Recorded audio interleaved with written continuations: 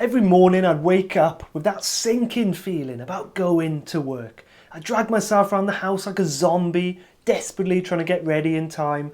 I'd clock watch all day. Finally, by Friday, I could feel some happiness because the weekend was nearly here. And then Sunday evening, that sinking feeling, that feeling of dread would kick in yet again.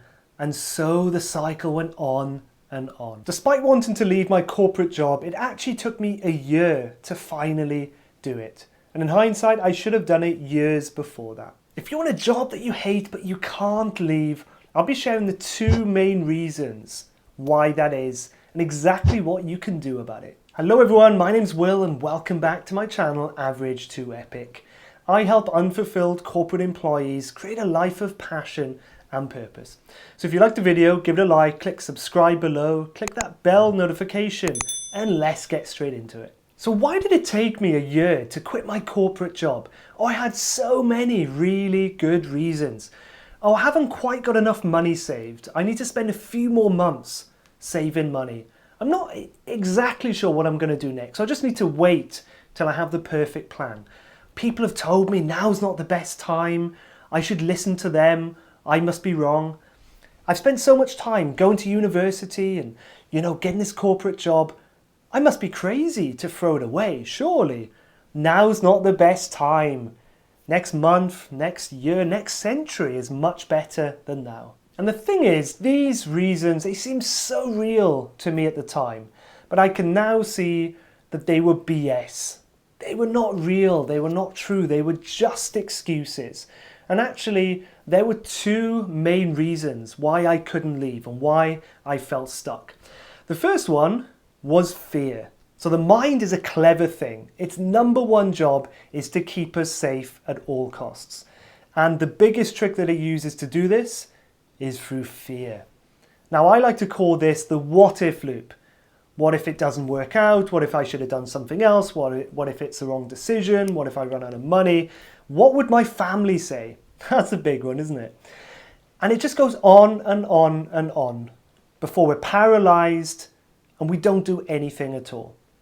And for a double whammy, another thing that it likes to throw into the mix as well is called the spotlight effect.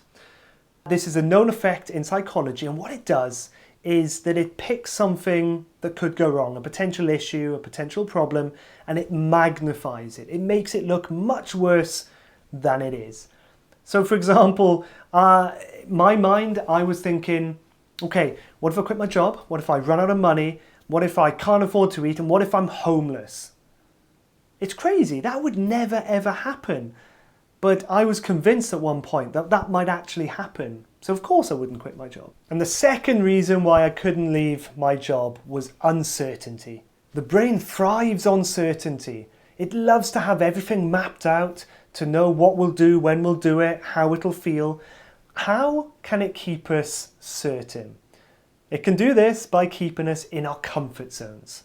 So by following the familiar path, by doing the same things day after day, having the same feelings, doing the same things, going to the same job, we remain certain.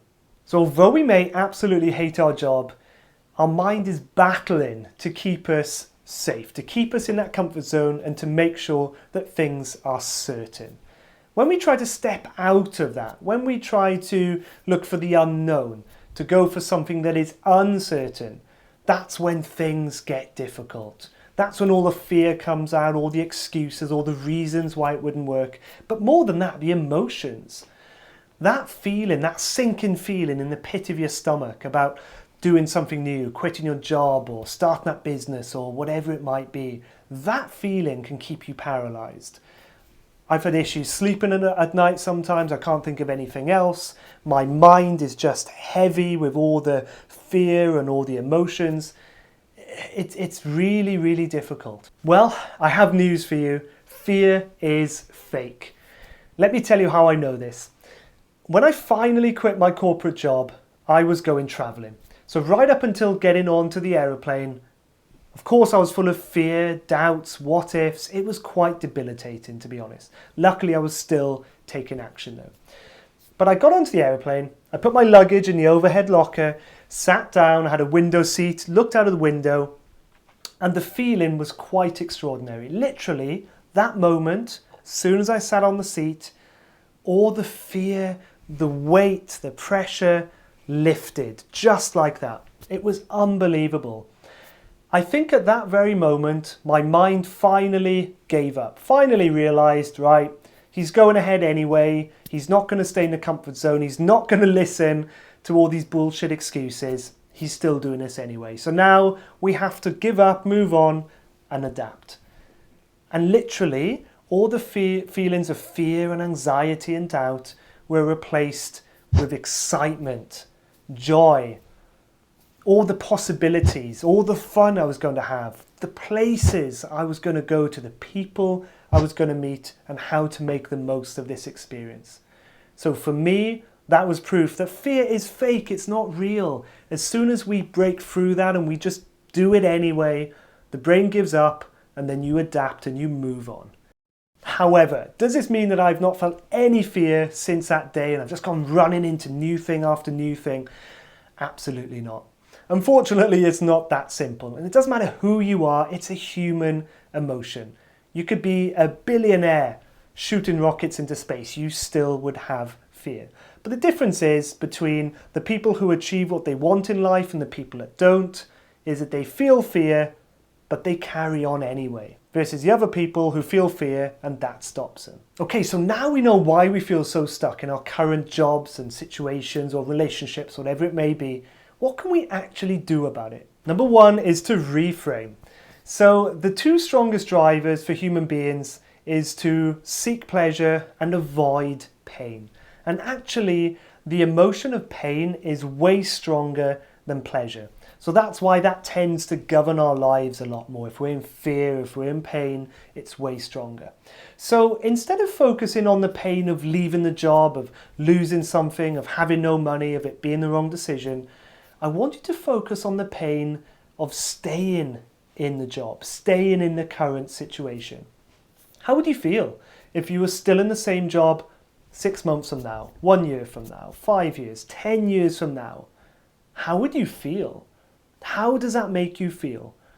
Anything like me or other people I've been speaking to recently, that is something that they need to do. That's like the final straw, the final nail in the coffin. That moment when people reach enough pain, that's when change happens.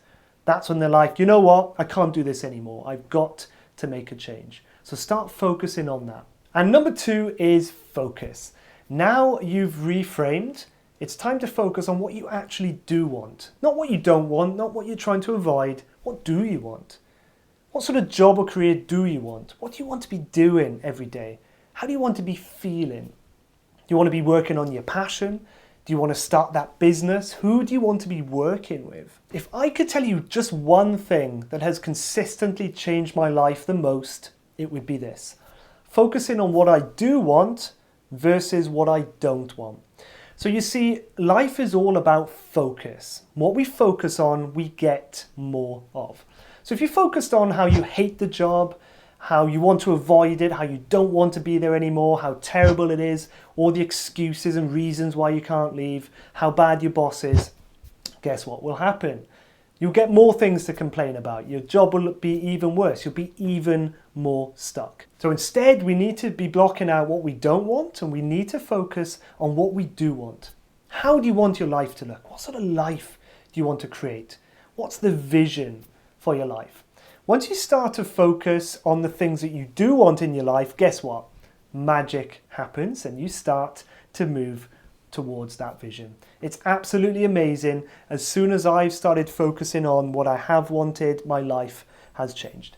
If you want to find out a little bit more about creating a vision for your life, I made a video on this and you can check it out right here. And the third thing you can do is to think about the worst case scenario. Earlier on in this video, I mentioned the spotlight effect. And for myself and for so many people, I was absolutely convinced that that was the only job in the world. If I give up this job, then that's it, I'll never get another one and I've ruined my life. Believe me, that could not be further from the truth. Okay, so let's say, for example, that you decide to leave your job and go full time on your side hustle, and for whatever reason, it doesn't work out. What would happen then? You just go and get another job. It's honestly as simple as that. Don't care what people say. There's so many jobs out there, particularly with the internet, online jobs, freelancing. There's so many options. So for once in one of these videos, I am telling you to be realistic. Be realistic in terms of the worst case scenario. Nothing that bad will happen. If it doesn't work out, you'll just go and get another job. But at least you tried. I think this is the key difference here. You may well fail. I may well fail. I failed over and over and probably still failing now. It doesn't matter. At least I'm trying, and at least you've tried as well. This is the key here. I think that one of the biggest regrets that we can have in life is not trying something. If we try something and it doesn't work out, who cares? Whatever. At least we've tried, and then we move on to the next thing. But by having that what if, that niggling, what if it had worked out? What if I had done that and it changed my life? What if I was happier? That I cannot live with. So give it a go, give it a try. Doesn't work out, get a job. And another reason why we tend to focus on the worst case scenario is the scarcity mindset. So the scarcity mindset says that things are limited. Things are in short supply. Okay, we have to battle, we have to fight for the things that we have. When we have it, we have to hold on to them tight, because if we let them go, we may never get them back again. And I think this is a big problem these days, and it causes a lot of anxiety and a lot of issues. So something that I'm trying to foster now is more of an abundance mindset. This says things are unlimited. There's so much money out there. There's so many possibilities, so many opportunities, so many men and women that we can meet for relationships, right? So many things out there. Once you change your mindset and you have more of an abundance mindset, believe me, you're not going to be worried about running out of money and never finding a job again. You'll be running from opportunity to opportunity, and your life will open up and you'll have so much abundance. It'll be unbelievable. So focus on abundance. Limit scarcity. Okay everyone, thank you so much for watching this video. I do hope this helped. If you do have any questions or queries, do leave a comment below. If you haven't subscribed, click subscribe, click that bell notification as well, and you can check out some more awesome videos here. Until next time, have a good day. Bye bye.